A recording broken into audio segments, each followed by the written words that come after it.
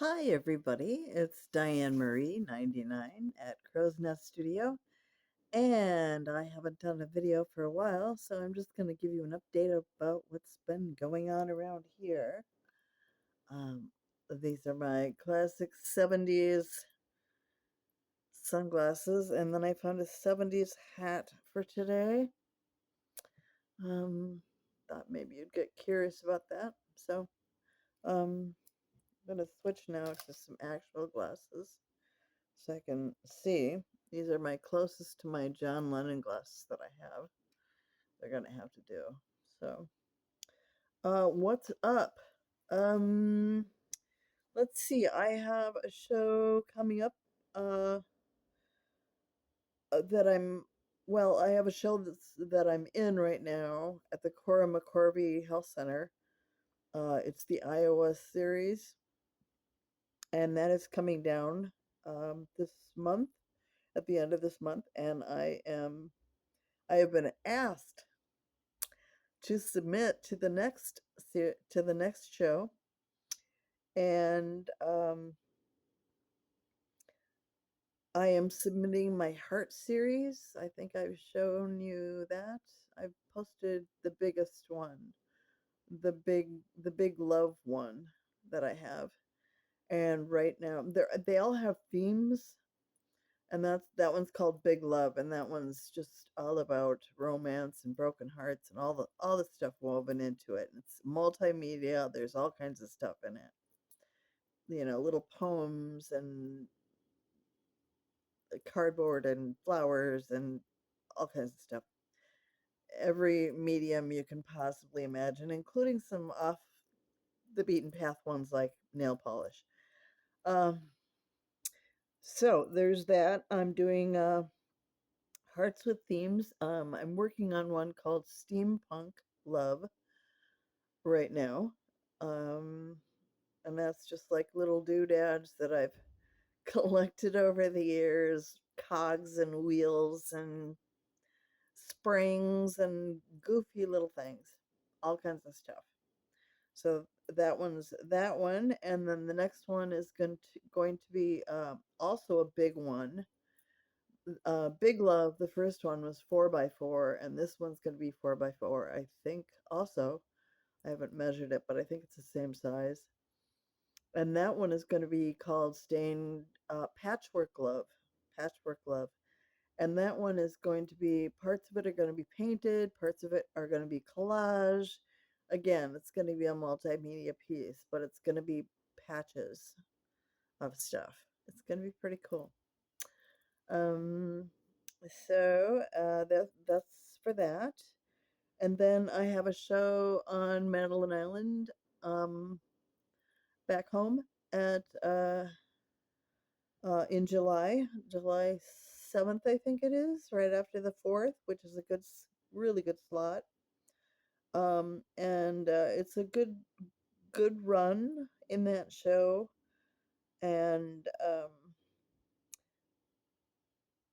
that one is going to be featuring my food series, which you can see here. These are the ones that I've shown publicly. Everybody's seen these. And these guys have actually been in a show already in Chaska and just came back recently. So there's those. But so far, I have completed 4 more. I'm in the process of um, what will be the 9th one, and I have plans for the next one after that, and then I have to get some canvases to do the rest of them. There's one really goofy canvas that I have it's not a canvas, it's made out of wood, but it's this curved piece, and then there's a frame around it. I'm not really, it's got the Virgin Mary on it right now, and I'm kind of scared to paint over her, but I want to. Um, so, and actually, she's got a scratch across her anyway, um, so that's it for those. And then I have a bunch of series on the back burner that I'm working on. my continuing Mosaic pieces, my continuing Minneapolis series, um, the Mosaic series being the abstracts, and then abstracts, and a series called Through the Valley on Fire, which is um, my journey into sobriety.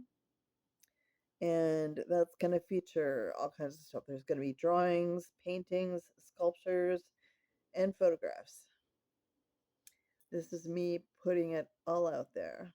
The real truth, straight from me. Everything that happened. Um, the good, bad, and the ugly. Actually, the bad and the ugly came first, and then the good came after that. So, um, I mean, I'm not going to say I didn't have good times during my drinking years, but I took it way too far. And what ended up happening was I almost died of a failed liver. Nobody thought I would live. And that's how I spent COVID. My husband couldn't even visit me. I had to go through that all by myself. I was brought in to the ER twice my normal size, and I was the color of mustard. And they grabbed my wheelchair and ran with it. I mean, there was no messing around. I was dying right there. And they didn't um nobody thought I would live. Nobody did. I was on a liver transplant list, but I wasn't strong enough. Even if they would have gotten one for me, I wasn't strong enough. So it was kind of a do or die situation, which I wasn't even really conscious of. I don't remember any of that first part of it. I was in there for 6 weeks, I think it was. And I wasn't even conscious of it until I started being conscious of it a little bit towards the middle of that time when they were starting to do physical therapy with me and stuff like that. I started coming back around, and I have memories of that. And I have memories of the night nurses were so nice to me, and I got so lonely. I would cry at night, and I was just miserable. I just was so sick. I was just miserable. One night I was just itching, itching, itching, itching, which is one of the things that happens in detoxing. You're sending all the poisons out through your skin everywhere. You can get rid of it. You're getting rid of it. So, um, I was just miserable all the time, um, and I couldn't do any art. I was away from my art, and those nurses at Fairview, in the Fairview system, which is, I'm under the U of M care, and they saved my life. They did. They were amazing, all of them, the doctors, the nurses, everybody. They were all amazing, saving my life that time. And then another time, about a year and a half later, when I had a rapid onset fever that came out of nowhere. I hadn't even left the building. Nobody else in the building got sick, and it just came on like gangbusters. And my fever, I just said, I don't feel good. And the next thing you know, my fever was up, like skyrocketing. And Doc didn't believe it was as high as it was. So he ran and got another thermometer, came back, took it again. And he's like, oh my God. So he called my doctor, and she said, call an ambulance now. And so I went by ambulance. They didn't think, they thought I was drunk or something. And I don't know. I don't really remember too much. I remember them taking my core temp, which is the equivalent of a back door with a broomstick. I mean, I was unconscious and I woke up and went, whoa, really loud. And they said, oh, are you still with us? And I said, "What was that?" And they said, "Oh, we had to take your core temp." And then I felt them take it out, and then I heard one of them say, "Holy shit." And they said, "We got to cool her down right now." And so the next thing I know, I have an IV and I feel cold fluid running through my veins, saline, and this weird blanket that they put over me, and then I was out, and then I woke up and I was in the ER um, ward for I guess infectious diseases and stuff. I don't know what these doctors were, but I can't remember what they were called. There's a word for it, that this type of doctor that deals with infectious diseases. And it wasn't COVID. I had COVID when I was in the hospital when I was drying out, actually. I was asymptomatic. I didn't asymptomatic, however you say that. So I didn't even know. They told me I had it, but I didn't even know. Um so these guys had never seen or heard of anything like this. They didn't know what it was. They didn't know it was if it was viral or bacterial. They had never seen anything like this. And I was in there for 4 days. The heat was just blistering, literally. It blistered the top of my head, mostly on this side, probably because I sleep on my right side a lot. It just blistered. The heat just blistered through my scalp, and I lost a bunch of hair. But oddly enough, I didn't die, though I heard my husband said that when he first took my temp, it was 105, and then I heard somebody else said, I don't know, maybe it was him, that it was 107. And the doctors were like, they brought a whole team in to look at me. And I said, "Oh, I guess I'm the star of the show today." And he said, "Well, we just can't understand how you survived that. That should have killed you. I mean, uh, adults can't withstand that." I mean, and I said, "Oh, really?" And they said, "Yeah, yeah, that was." He said, "What you had was encephalitis. It was a brain infection, some sort of infection that got into my system and attacked my brain. And that's the infection was what shot the temp up and made my head blister." So, yeah, so and they said they couldn't believe I didn't even have a seizure. Um, so I said, "Well, I have no idea what was going on." I was out there somewhere. I don't know. Anyway, so I got better. I went home and recovered from that. And then three's a charm. And then all of a sudden one day I was like, I have cancer. I know I do right now. I have cancer right now. I know I do. And so I got a hold of my doctor and I said, "I need to see you as soon as possible." And so I went in and she said, "So what's going on?" And I said, "I have cancer."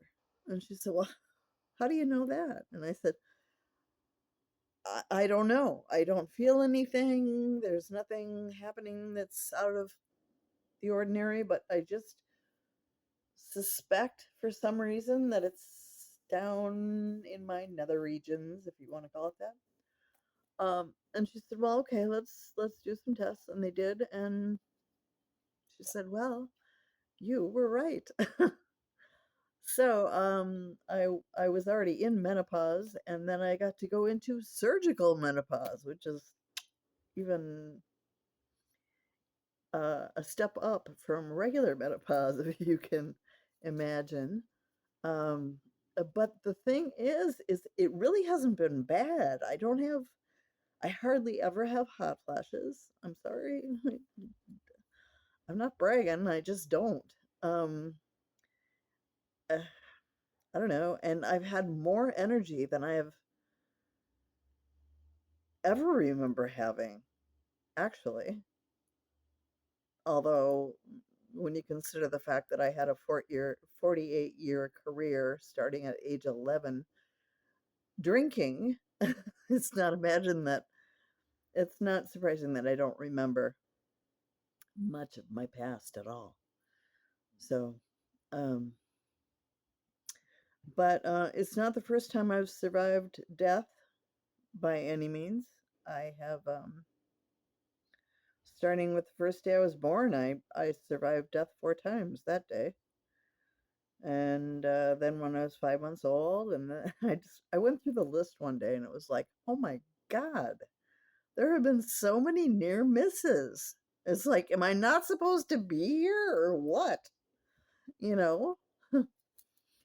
But now I've gotten a different take on it now. Now I know that I'm supposed to be here. Everything that's happened to me so far was supposed to happen. And you know why?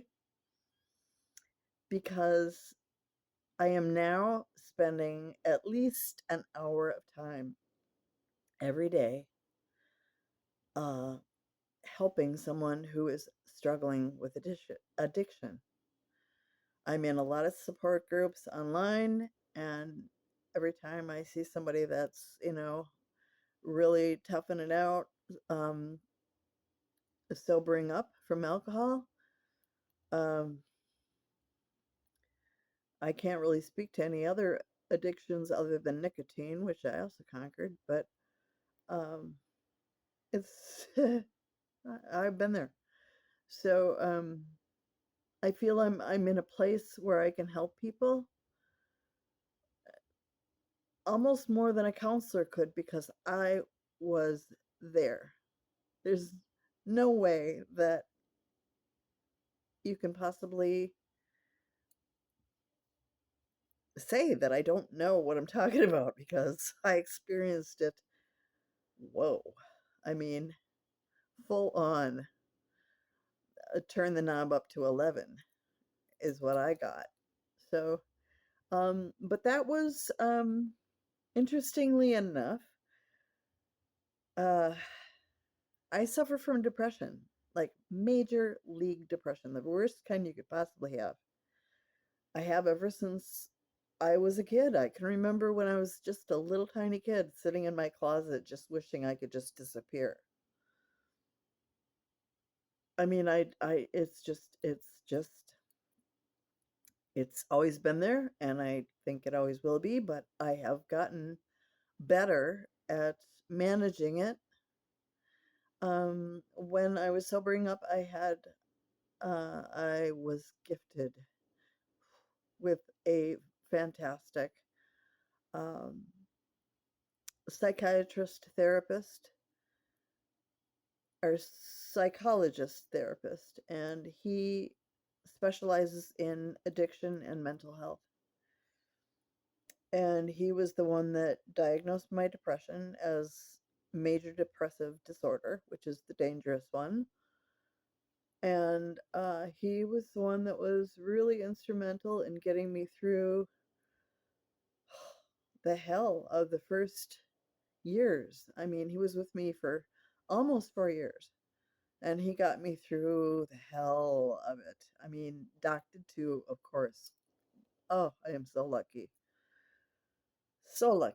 that I had them to get through it, and I did.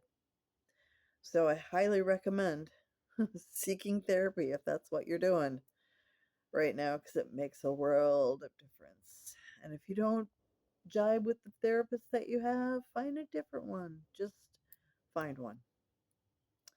Because we don't start doing these things just because we're bored or, you know, I mean, we might think that we're partying and we're having a good time. I certainly did think I was, and I was. but I was also hiding a whole lot of stuff from everyone else and from myself. That's what we do when we become addicted. We're hiding from stuff that we can't handle. So think about that, okay? And take good care of yourselves, people. Please. Honestly, life is so precious. You can do anything you want with your life. Just do it. Just do it. I'm doing it. The money sucks. I have known. I'm on Social Security, and that's the only money I have, and that's not even enough to live on. But I love what I do, and that's why I'm here. So, um, do what you love what you do, uh, and take care of yourself, and love each other. Love each other. And let's not say mean things anymore. Let's not do that. I mean, okay, if somebody's being a jerk to somebody, okay, you can step in. You can step in on that. But uh, I'm the kind of person, I'm a Finn, and we don't start trouble. We don't go out of our way to start trouble. However, if you decide to start trouble with us, you're going to be sorry that you did. Even if we just go after you with words. So, anyway, um, I don't like to do that. I don't like that part of myself, but I know where it came from. So, um, anyway, take it easy, take care, hold hands and stick together through these crazy times, and we'll just see what happens. That's all we can do. Um, pay attention to where you spend your money. Spend your money in female owned businesses, and that'll make men wake up and join forces with us, and we can fight this stuff, you know? Fight the oppression, fight the everything, all of it. We're going in a really bad direction. Really bad. Really bad. You know that. I don't have to tell you. Anyway, so um, let's try to manifest really amazing things happening. Really amazing things are happening. Just say it. It doesn't even have to be true. This is something that I was taught. You just keep saying a thing. You say it and you say it and you say it. And pretty soon, I mean, at least as I've seen it with myself, if I tell myself something and I tell myself something and I tell myself something, I start to follow that, you know? I mean, that's how I lost 100 pounds when I quit drinking. It started coming off, and I thought, I'm going to manifest this. I'm going to make this happen. And so I kept saying, I'm losing weight. I'm getting stronger. I'm getting more in shape. I'm going to be great. It's all coming back. I feel younger. I mean, I was saying all these things, whether they were true or not. But, geez, this is a long video. Um, Sheezes is my new word. Shez. Sheezes. I like it. Anyway, I gotta go, and so do you. I have work to do. Okay. Take care. See you next time.